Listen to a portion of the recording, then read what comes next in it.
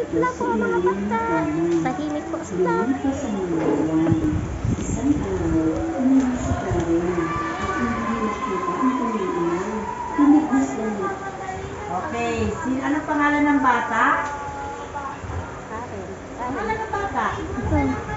Si Karen. Okay. Sophia, Ano mama. nakita ni Karen?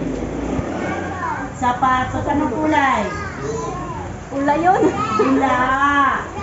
Okay, nakita niya yung sapatos sa kalsada habang siya ay naglalakad.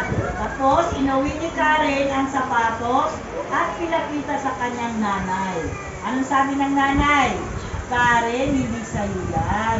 Baka may-ari. Sabi naman ni Karen, napulot niya yung sapatos sa kalsada. Di ba?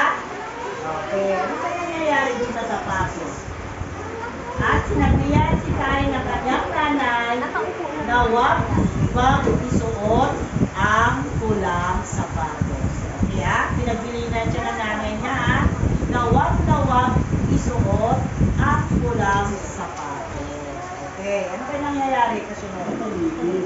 Nakapagpunto niya na ang ina ang naging kasama niya sa langit.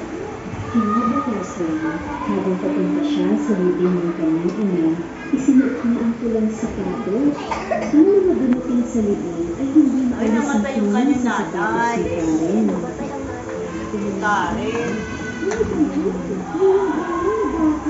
Pero walang pakialam si Karen dahil mahal niya ang kanyang sapatos. Sa sandaling iyon, isang mabait na matandang babae ang nakadaan sa sementeryo.